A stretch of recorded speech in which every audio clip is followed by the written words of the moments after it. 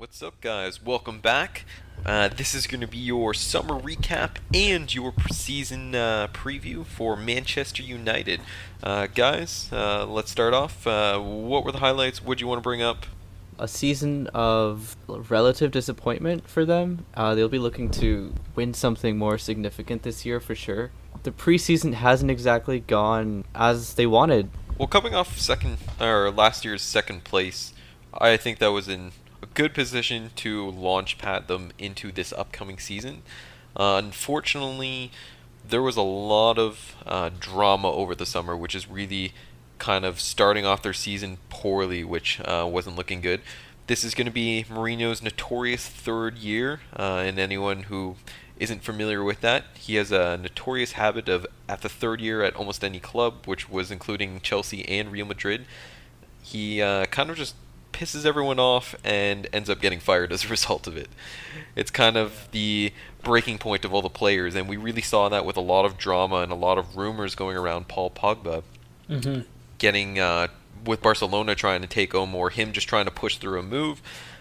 He did, as of right now, he's still there, so we'll see what happens. But I wouldn't be surprised if this season a lot of the players get peeved off, the results don't come in, and then you know what, Man U axes them, and they get another manager at that point. Especially since he's been so vocal about Ed Woodward, his transfer dealings over the summer, and he wasn't happy with Very them. vocal, yeah. Yeah, he was incredibly unhappy with them, and I guess the point from the club is that we don't want to invest a huge amount of money into players who are already old just for a short-term gain. They're thinking long-term.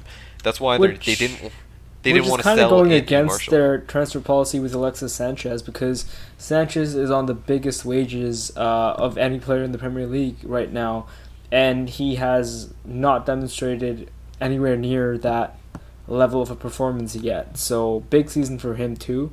Yeah, that was the thing. I think they did that really to appease Mourinho because I think he really wanted him. And as you can see, I mean, it was a huge amount of money that they spent on him, and it hasn't particularly kind of panned out yet. So I Mm-hmm. think they're trying to curb that by not getting rid of Anthony Marshall, and then alternatively also like spending a huge amount of money with the amount that they were trying to get for Alderweireld from Tottenham, which was some incredible sum, and they didn't want to pay that where Mourinho wanted to push it through. And the same thing with like even Diego Godin from Atletico Madrid, who they were going to spend a decent amount of money on for an old player who really only has maybe one more, maybe possibly 2 years at the caliber of Man U. So it's really created this whole kind of fracture line. They obviously didn't get who they want. Mourinho's made that like as clear as he can. And I wouldn't be surprised if it's his last season. Looking at how City and Liverpool strengthened, I don't see United finishing above any one of those two. And another season without silverware for Mourinho, I don't see how that's going to end with anything other than him being gone. And him being gone could trigger a lot of other things that we just talk about, like Martial maybe stepping up, getting some game time, maybe all these attacking players finally showing what they can do, because the classic thing with Mourinho is it seems like he's restricting his attacking players. And it's finally coming full circle, because in the past he's been able to win trophies this way, but it's looking increasingly difficult this time. And I think Yeah. above all, United need to, put their foot in Europe properly, because for the last few seasons we haven't seen a United side in, or at least challenging or looking attractive in Europe. So I think that's going to be another big point for their fans, who they're looking forward to United playing well in Europe for once. Because the league, yeah, sure, the second place finish was decent, although with not that great football. But I think, yeah, we should probably expect better from United in Europe this season as well, if we need to categorize their season as a success at the end. So I think it's important to note Yeah. for anyone who maybe isn't as familiar, the transfer market was severely inflated this summer. And as a result, you'll see with our other previews that a lot of transfers didn't go through where you would have saw these big names normally in the summer go, with the exception of a few. But I just want to get, where do you expect Man U in this upcoming season to place, and for what reason? I think United's gonna finish fourth. Okay. Fourth? Yeah, And Who do you think is going to be above them, though, except City and Liverpool? I think Chelsea are in with a shout. Chelsea. Yeah. Okay, and I was is there any thinking- reason why fourth? Why not higher or lower or anything like that?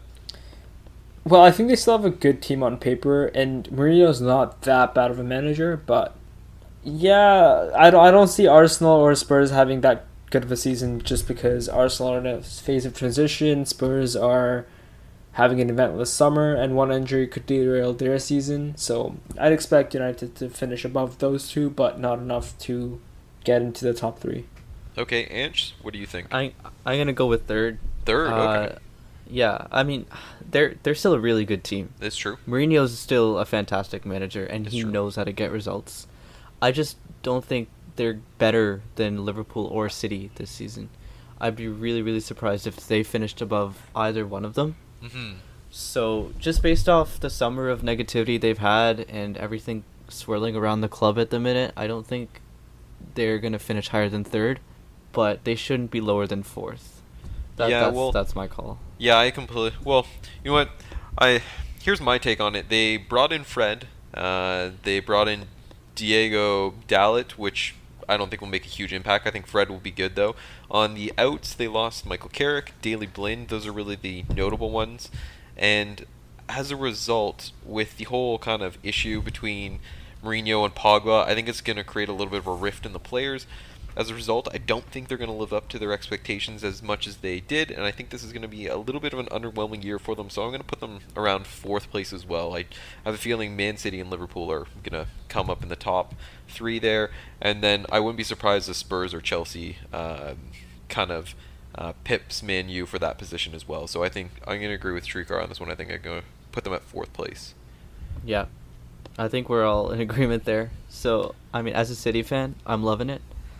But Same as a Liverpool fan. I want to finish them. I want to see them finish 10th for all I care. But you know, gotta be realistic. That said, for any Man U fans, this will be an interesting season. If anything, you guys should do hopefully better, or you guys should expect better results in the Champions League.